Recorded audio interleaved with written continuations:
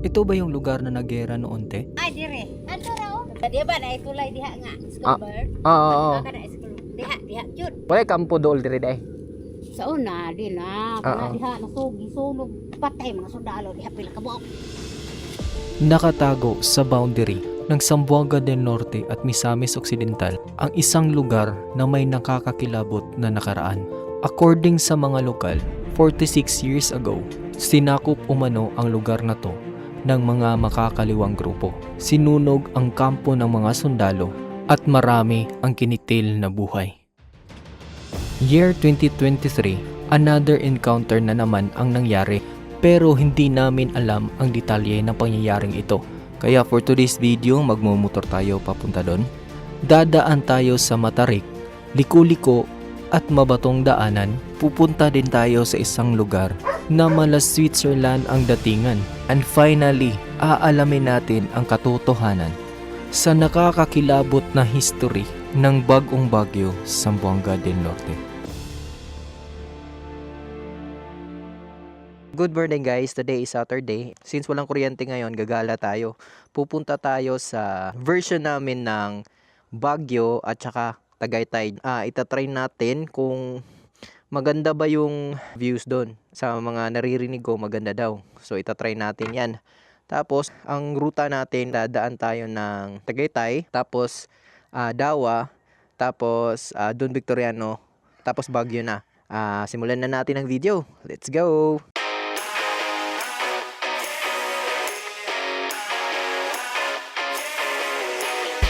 Uminto lang kami para magpagas, tapos ngayon aalis na kami. Andun na si Kuya Kukoy sa likod natin. Ang interesting kasi dito sa journey na to guys, para sa akin I don't know kung interesting din ba sa inyo to. Yung pupuntahan kasi natin, yung Tagaytay at saka Baguio is different province yan sila. Bali, dalawang province yung pupuntahan natin ngayon. Ang Tagaytay, sakop din yan ng Zamboanga del Sur. Mamaya papakita ko sa inyo yan. So ngayon, dito na tayo sa checkpoint. Yan, checkpoint yan. So dito tayo dadaan sa right guys. Dito tayo. Sa right side. So makikita na naman pala natin yung pinuntahan natin na napakagandang bundok. Yung Mount Muralong sa Barangay Dawa yun makikita. Time check nga pala guys. It's already 9 na. Iko-close ko yung visor ko guys. Rotational brownout kasi sa amin ngayon eh. So, habang hindi pa nawawala yung kuryente, nag-edit muna ako sa last journey natin. Yung pumunta tayo sa Kanaw-Kanaw viewpoint. Ang part lang na frustrate talaga ako is hindi inalagaan yung lugar eh. Sinusulatan yung mga pader, tapos mga basura iniiwan lang doon. So sayang yung lugar kasi napakaganda eh. Very relaxing talaga doon eh. Nakakaumay lang kasi libre na yun eh. Anytime pwede ka pumunta doon basta bakante ka lang. Wait lang, antayin natin si Kuya Kukoy nga pala guys kasi hindi ko pa siya nakikita. So dito guys, yung daan na yan, papunta yan ng Osmeña, Zamboanga del Norte. Pero kasi pupunta tayo ng Baguio, Zamboanga del Norte, dito tayo dadaan sa right. So andyan na si Kuya Kukoy guys, nandyan na sa likod natin. So punta na tayo. Andito na pala tayo sa Nemenyo, Josepina, Zamboanga del Sur. Maganda rin yung mga views dito. Yung daan nila is nasa ibabaw ng buntod. Ibabaw ng bundok. Makikita talaga natin yung mga gilid-gilid ng bundok eh. Ito, napakaganda dito. Pakita ko sa inyo. Sobrang ganda dito. Yan ang makikita mo dito. Tapos dyan, may ilog dyan.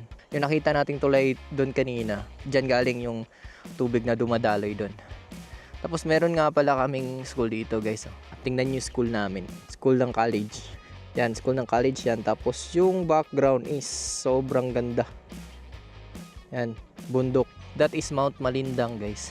Mount Malindang, sakop yan ng Misamis Occidental. So sa left side natin, makikita natin yung covered court. Tapos yung mga bahay-bahay dito guys, andyan sa gilid ng bangin. Ito bangin na yan sa likod ng mga bahay na yan eh. Kita nyo ba? Sobrang ganda Sometimes pag pumupunta kami dito, makikita namin nagsisi of clouds to dito eh. Ganda ng bahay blue. Tapos sa likuran ng bahay na yan guys is bangin.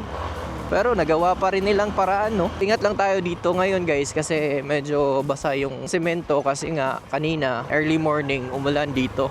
So dito guys, ingat lang tayo dito kasi medyo sobrang paliko ng daan na to eh. Ingat lang tayo dito. Kita nyo? Blind curve talaga. So ang ginagawa namin, kailangan naming magbusina dito. Magbusina kami dito para malaman ng mga nandun na may papunta dito na motor. Tingnan nyo. Sobrang liko-liko talaga. Yun. Ang ganda din dito guys, mga damo-damo lang, wala masyadong kahoy ba. Napaka maaliwalas ba. So dahan-dahan lang tayo kasi may part dito na nilulumutan na katulad nito, nilulumutan na yan. Medyo paliko nga lang yung daan dito pero okay lang naman. So tingnan nyo, ito yung bahay nila. Yun bangin bangin dyan. Yan yung bahay nila. Tapos dito, ito yung sinasabi ko, bangin na dyan. Paliko-liko. So buwelo tayo dito kasi pakwanto, paakyat to. Sobrang tarik dito. Tapos paliko-liko, yun lang problema dun. Sobrang liko-liko talaga ng daan na to eh. So busina tayo guys para malaman nung nakasalubong natin na may motor na papunta, para hindi sila mag-overtake kung gusto man nilang mag-overtake. At least alam nila na may makakasalubong sila. Ito, paliko na naman.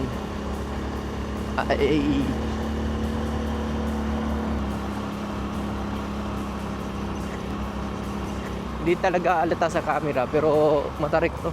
Maganda rin yung view dito guys, tignan nyo. Ayun, kitang kita yung kuan dito, mountain. Yung bundok na yan guys, dyan natin makikita ang Sitio Lactayan. Dyan ako na-assign. Yung profession ko po ay isang nurse na na-assign sa mga liblib na lugar dito sa probinsya namin. So, ang assignment ko po is Mahayag, Zamboanga del Sur. Isa sa barangay na na-assignan ko is Sitio Lactayan, Malubo, Mahayag, Zamboanga del Sur. So, last time pumunta ako doon, chinek ko yung water source nila. Alam mo yung feeling na na-shock ka talaga. Although, sabi naman ng iba na clean source daw yun. Pero ang problema kasi, dumadaan sa putik eh. So, ang ginagawa nila, sinasala lang nila. So, ang ginagamit nilang salaan, tela daw, para mawala lang siguro yung putik. Tapos, hindi nila pinapakuluan. So, I advise them na lang na avoid na lang sa mga sakit na makukuha natin sa tubig. Before inumin, pakuluan na lang nila yung tubig nila. Nandito na nga pala tayo sa Murad Josepina, Zamboanga del Sur. May spillway sila. Yun nakita nyo, sobrang laki ng mga bato dito. Sometimes, pag maulan to dito, lumalagpas yung tubig dyan. Hindi na makatawid yung mga teachers galing sa Dawa. Meron naman talagang ibang daanan dito. Pwede tayong dumaan sa Don Victoriano. Pero yun nga, kung galing kayo dito sa Dawa, napakalayo na nung Don Victoriano kasi paikot pa eh. So, eto na guys. Andito na tayo sa Tagaytay. Ang daan na to is pa Dawa. Dito tayo dadaan papunta ng Tagaytay. So pasukin natin, tingnan natin kung anong itsura ng Tagaytay. Ito. This is the proof na Tagaytay talaga to. Hindi ko invento lang to. Ito, Tagaytay. So directory ng school nila to. Titingnan natin kung anong itsura ng Tagaytay ngayon. Actually nakapunta na ako dito nung dito pa ako na-assign as a nurse. Pero nga matagal-tagal na yon eh. Mga 5 years ago na. So ngayon titingnan natin. Let's go. Paakit tayo. Velo lang tayo dito para hindi tayo kapusin sa power. Actually guys, maliit lang to eh. Barangay lang to. Tagaytay City kasi yung nasa Luzon. Dito kasi sa amin, Tagaytay Hill ang tawag namin dito. So ito na, Tagaytay Hill. Ito, Tagaytay Hill. Marami ng bahay dito. Marami ng bahay dito guys compared noon.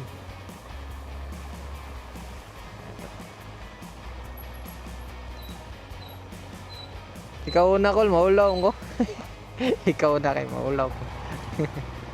Barangay Tagaytay Hill. Ito na pala yung Barangay Tagaytay Hill. Yes.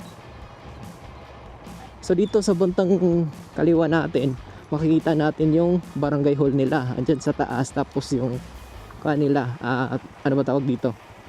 Covered court. Oo. Tapos dito sa baba, dito natin makikita yung school nila.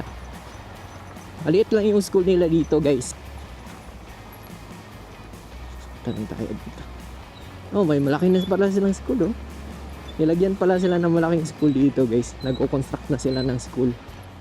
Oh, ito na pala, guys. Hindi tulad ng ini-expect niya, no? Kasi yung Tagaytay sa Luzon, sobrang ganda. Tapos dito sa amin, actually, guys, barangay lang to. Nascam kayo, no? Pila ka bo room diri, sir? Unsa rin na ang bagong gihimo? Eskwelahan pod. Daycare. Bali na grade 6 diri. Taman. Primary school pala to. Pero yung Baguio, barangay lang din yun pero mas maganda yung views doon. Andito na tayo sa Barangay Tagaytay. Palipad tayo ng drone dito.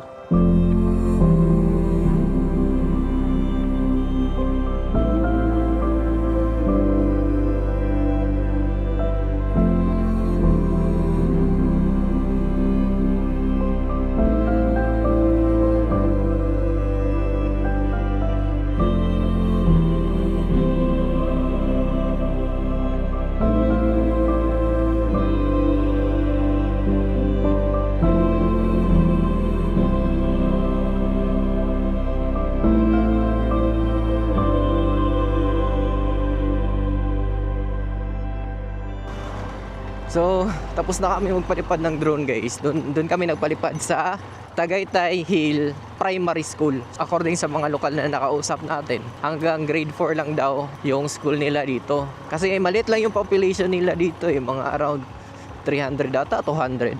Oo, pero considered na barangay to. Nakita nyo naman sa drone shot na maliit lang yung mga bahay. By the time na mag-grade 5 na yung mga bata dito, doon na sila nag-aaral sa ibang barangay, sa Muraje or sa Dawa. Tingnan nyo, guys, sobrang ganda dito. Pababa na kami. Yun, nakita namin to. Sometimes, yung mga views talaga, guys, makikita mo na maganda pag uwi na. Pwede namin i-prank yung mga kausap namin dito. Especially pag hindi kabisado tong lugar na to. Pwede namin silang i-prank na kakapunta kami ng Tagaytay. Pagkatapos, pumunta kami ng Baguio within 1 hour. Mahirap lang talaga dito, guys, is yung daan lang kasi talaga. Kasi tingnan nyo, sobrang paliko-liko yung daan. Yun yung mahirap dito. Pero in terms of kuan naman, yung accessibility sa lugar, okay na kasi nga sementado. Tsaka nga pala, guys, ito nga palang nasa taas natin. Kuan yan, kulungan ng mga baboy, Kulungan yan ng mga baboy. Ang daming baboy dyan, guys. Sobrang uncomfy ko ngayon, guys, kasi pag nagbablog kasi ako, nagmamask talaga ako para hindi makita yung mukha ko kasi nga hiya talaga ako. Gusto kasi na pag hindi ako nagbablog, hindi ako makilala ng mga tao.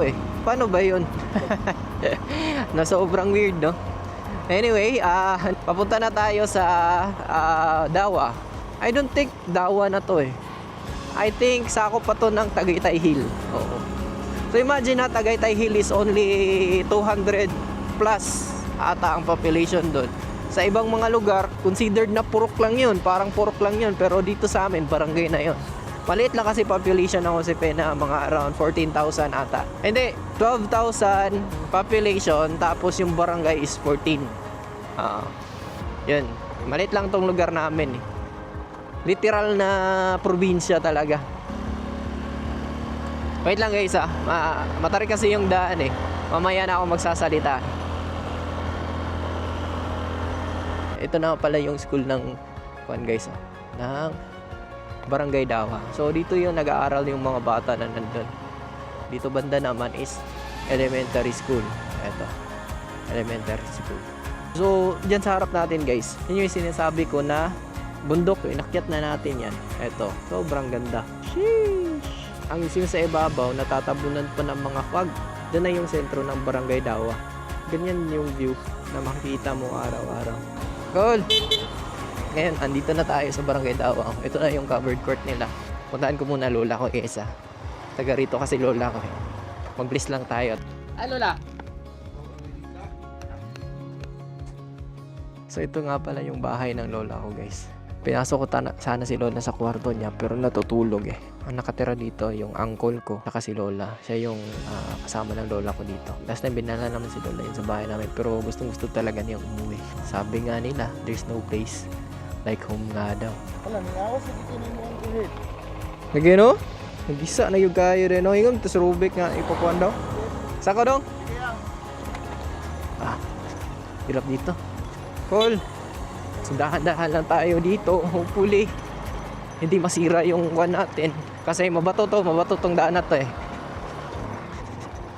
Bakit ba ang baba ng tingin ng mga tao pag sinabi mo nakatira ka sa bundok? Pareho lang naman tayong Pilipino, di ba?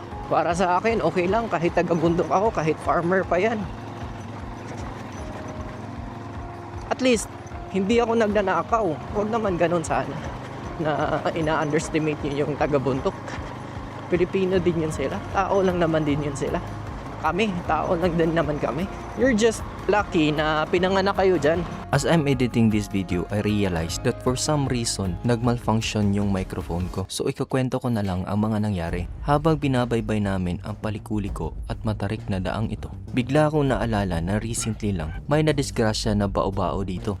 And according sa mga napagtanungan namin, paakyat daw sila sa matarik na daang to nang biglang tumirik ang makina ng tricycle at umatras papunta sa bangin. Kinausap namin si ate at nagtanong kami kung saan banda nangyari yung aksidente. Sinubukan naming puntahan yung lugar pero ito ang nangyari. So lumagpas tayo guys sa pupuntahan sana natin na accident site. Tingnan nyo naman yan oh.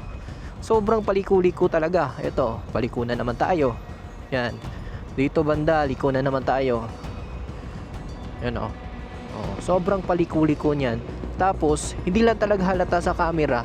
Ayan oh, sobrang paliko-liko niyan. Hindi lang talaga halata sa camera na di-distort yung image eh. Pero sobrang tarik nito guys. Tapos yun, pito yung karga mo sa motor, sa badya. Siyempre hindi talaga aangat yun. Hindi talaga aahon yun. So, saan kaya banda? Dito kaya banda? Dito siguro.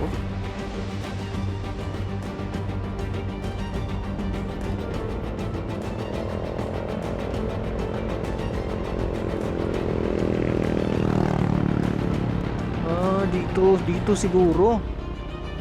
Dito siguro yun. Basta dito guys, dito banda guys, dito sila na disgrasya. Ito ay babaw. Nara dito sa babaw. Doon nga guys, confirm. Very sad lang kasi kung iisipin mo, may dalawang buhay na nasayang eh. So, advice lang, pag pupunta kayo dito, huwag na kayong magdala ng marami. Malalaman nyo naman yan eh. Pag overloaded na kayo, maghanap na kayo ng ibang sasakyan na pwedeng masakyan ng iba. Huwag kayong mag-overload kasi nga delikado. Yung aksidente, once lang yan guys eh. Wala nang replay sa buhay eh. Kaya dapat careful talaga tayo. So kanina guys, dito tayo galing. Diyan tayo galing. Papunta yan ng Pidwaan Falls. Diyan tayo dumaan kanina. So dito lang tayo sa right side. Kasi pupunta tayo ng Bagong Baguio eh. Tanong natin to last time sa mga viewers natin kung saan papunta tong daan na to. So ang sabi nila, papunta daw to ng Baguio, Bagong Baguio. Dito na matatagpuan yung lugar na tinatawag na Little Switzerland. Lugar na parang Switzerland yung vibe. Yung lugar na yun kasi noon sikat yun eh. I don't know what happened. Disgrasya. Dapit. Dari sa ubos? So yun, may nakita tayo na may nakita tayo na sasakyan na nadisgrasya daw dito. Dito daw yun sa baba na disgrasya. Hindi naman ganoon ka-taas to, pero I don't know what happened. Yun oh, dito pala siya nahulog oh. Diyan oh, yun oh. Diyan pala siya nahulog. May ikon po. Ito yung daan dito. Hindi pa pala simentado. Kala ko sementado na.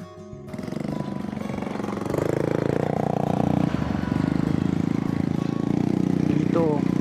So, walang kwan dito. Walang spillway. So, dyan dadaan yung tubig. Pag bumaha, dito pala. Mawawala pala tong daan na to pag bumaha, no? Malaki yung mga bato dito, guys. Careful lang tayo. Laki ng mga bato. So, okay lang naman din yung motor natin kasi malaki yung gulong natin. Okay. Malaki din yung motor. Ang problema nga lang kay Kuya Kukoy na motor. Ito pala yung itsura dito guys. liblib na lugar na pala to. Putol-putol yung daan, malaki pa yung bato, pero may part na din dito sa unahan na semento na. Ito semento na. Ito, semento na. May part nga lang naputol, pero okay lang naman. Ganda naman dito. May luminaw, no? Klaro kayo rin, no? So yan pa lang ng bundok na yan, guys. Diyan kami gumala last time na nakita namin yung Mount Muralong. Kitang-kita yung Mount Muralong dyan. Sobrang ganda ng views dyan. Okay, so may mga taniman sila, guys. Taniman ng kuha na ata to. Say, pang tanong manakol. Sibuyas. Hindi natin napansin to, guys. Yan, ganda pala ng view dito. Doon lang yun ang pansin natin, eh. Ganda pala dito. Kitang-kita yung mga bundok. Nagpo-fog na yun sa taas, guys. Ang ganda. Dito sa bandang to, makikita mo yung Mount Malindang. Doon naman sa gilid, doon mo makikita yung Mount Muralong. Dito ka sa gitna ng dalawang bundok, dumadaan ba? Ang ganda. Sobra. Ito yung sinasabi ko, guys, na dito sa Amis Occidental, halos lahat ng barangay nila simentado na. Ito, napakaliblib na ng lugar na to. Pero ganyan kaganda yung semento nila. Shish. Ang ganda. Hinduta eh. Simentado na dito. Taman sa Baguio yun. Sobrang ganda, guys. Kitang-kita mo talaga yung mga bundok. Parang maaabot mo na yung mga bundok. Ang sarap. Sarap dito. Dulo kayong buntod, no? Nuta kayo eh. Sarap, guys. Parang abot kamay mo na yung bundok, So, simentado na daw to. Papunta talaga ng Baguio. Lugar na rin ay tuod. Ano bang lugar to? Tanong-tanong tayo dito. Grabe naman yung lugar nila. Wala talaga kahit isang tao na sa labas, Wala tayong mapagtanungan. Ito kaya kambing. Anong lugar to, Wala talaga tao. Ano to? Grabe naman yan. Yung problema lang natin ngayon, guys, is umuulan na. Dumidilim na yung langit. Tapos parang uulan na. Ang problema natin ngayon, ito, mababasa to Except na lang yung mga action camera natin, okay to kasi hindi ito nababasa. Ganon, ito, may tao. For the first time. Sir, pwede mo na, sir? Ano sa'yo lugar, sir? Bagong Bagyo. Bagong Bagyo na, Sige, thank you. Bagong Bagyo na pala to, guys. Yun nga, liblib to ng lugar. Pero nagawa pa rin nilang sementohin to. Yun ang nakaganda dun. Andito naman, may taniman sila ng mga kuna. Ito yung produkto nila dito, guys. Tingnan nyo, ang gaganda. May talong. May grabing talong, no? Sobrang dami ng talong, guys, Ito, mga sibuyas yan. Tas doon naman, yun, mga talong. Sobrang dami ng talong, guys. Galing dyan, papunta doon. Mga talong yan. Yan yung mga produkto nila dito, mga gulay. Sa mga tao dyan na nag-underestimate sa mga taga-bundok, huwag na kayong kumain ng gulay, Galing sa amin yung gulay nyo. Puro karnil lang kainin nyo. So, ang ganda na pala talaga ng Bagong Bagyo dito, Ayun, mansanitas. May mais din, Ayan, mga mais to dito. Malalaki na rin yung mga bahay dito. Magaganda na.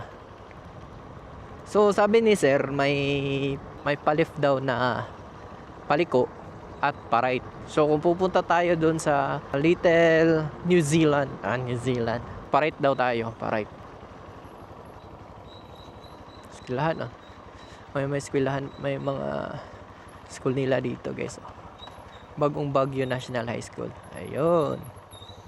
Zipra, gold medalist ko, Bagong Bagyo National High School. May gold medalist sila dito ng boxing, guys, Yun. Congratulations sa iyo, idol. Dito pala yung school nila. National High School. Ang laki ng school nila, guys. Maganda pa yung ground, Puro mga damo ba. ito siguro talaga yung sentro ng Bagong Bagyo. Eto, laki ng kuha nila oh. Laki ng gym nila. Covered court nila. Maganda pala dito sa Baguio, no? Hindi ko ma-imagine yung klima dito kasi bundok na yun eh. Sa likuran natin, bundok na. Dumadaan tayo sa gilid ng bundok. Sobrang presko ng hangin dito, guys. Ngayon nga na medyo mainit, napi-feel natin na ang hangin na sobrang presko. How much more pag gabi dito? May mga sasakyan na pumapasok dito. First time ko pa talaga kasing nakapunta dito sa Bagong Bagyo, guys eh. Na-amaze talaga ako kasi sobrang ganda ng view eh. Yun, nakita natin kanina, di ba? Na sobrang ganda ng... Kol, Lara, Kol! Muna yung Dalana, Kol! Diyan sa kabila, guys, diyan na yung Dawa Josepina Zamboanga del Sur. Tapos dito na yung Bagong Bagyo. So yung daan na yan, oh, yung nakikita nyo na daan na yan, paputayan ng sementeryo ng Dawa. I think dyan nata, yung sementeryo ng Dawa. Oh, ito, yun oh. Kitang-kita yung mga bundok dito. Dapat pala, doon sa may na-disgrasya na bao-bao, dapat nilagyan nila ng ganito. Yung side rails ba? At least man lang kung may, yun, katulad nun, na umatras, tapos nahulog sa bangil. Nahulog sa bangin. Hindi masyadong mapuruhan kasi mapipigilan pa ng raining sa gilid. Ano ba to? Ano na ba tong lugar na to? Bagong Bagyo pa ba to? Ang baba na. Ang liit na lang ng kuwan, no? Tingnan nyo yung niyog, guys, oh. Ang liit lang. Oh, ang liit lang pero ang daming bunga. Actually, mga dwarf pala to eh. Yan ang mga dwarf pala yan ang mga niyog. Para sa akin, ang advantage ng dwarf na niyog is pwede kang kumuha anytime. Pero ang disadvantage naman din yan is pwedeng kumuha din yung mga magnanakaw. So dapat kung magtatanim ka ng niyog na ganun ka baba, dapat malapit lang yun sa bahay mo. Grabe ang ganda dito. Sobrang ganda. Yan ang makikita natin dito sa Bagong Bagyo.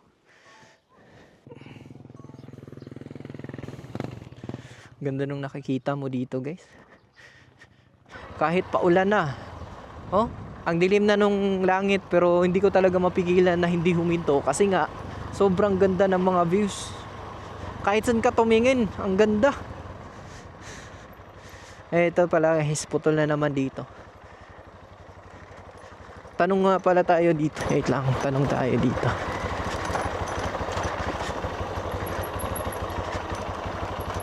Pwede mangutaan na, sir? Ada pitong Nalapas mo, tara dito sa kuan. nara day dito. Oh, Parahan na ni day. para wala na, bikin na nila. Di din na diha. Kapunggaan na nga dala, kapunggaan na ipasaka dito mo. Sige, thank you. Lapas na day, guys. Lumagpas na pala kami. Then end na daw dyan sa unahan. Unahan na, nalapas na ta. Sobrang ganda. Dito. Ito yung tinatawag na beautiful mistake. Tingnan nyo. Ito yung nakikita namin. So hindi ako nagsisi na nagkamali tayo kasi ito yung nakikita mo. Sobrang ganda dito. This is the true definition of a beautiful mistake. Diba? Ang ganda pala. Ito pala. Hindi mo naman kasi mapapansin kasi parang alleyway lang siya eh.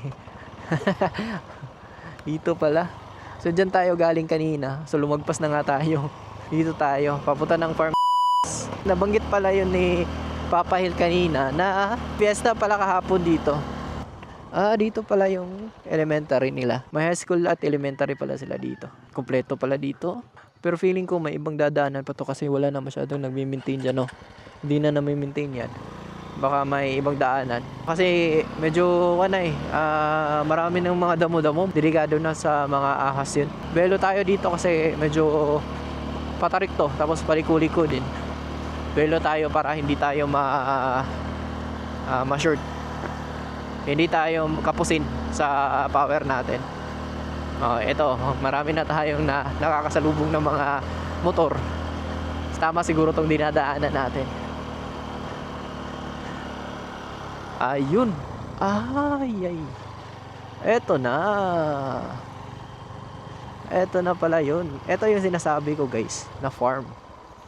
Tingnan nyo yung vibe oh. Parang yung vibe oh. Oh. Parang Switzerland tong vibe na to. Yung pinagtataka ko lang dito, bakit walang masyadong nagpo-post dito? Ayan oh, may mga kabayo, ganun. Kikeno? Sir, pwede mong na sir? Dili napasudlan? Dili napasudlan eh. Wala mo ang manager. Wala di ang manager. Wala na lakaw. Pero wala na kayo mang laag dire? Naraman. Naman gani mag-overnight ron diha po. Na po yung mag-overnight. Mubayad tag entrance ani o sulod ta? Bayad. Man tang bayad. Sa na ano ni manager diha unta nya kanila ko mag-og pulog. Gusto sana naming pumasok pero unfortunately, wala daw yung manager at hindi daw sure si na ate kung po pwede bang pumasok ngayon. Unfortunately, hindi ko mapakita sa inyo kung ano ba talaga ang itsura sa loob pero napakaganda pa rin kahit andito lang kami sa labas.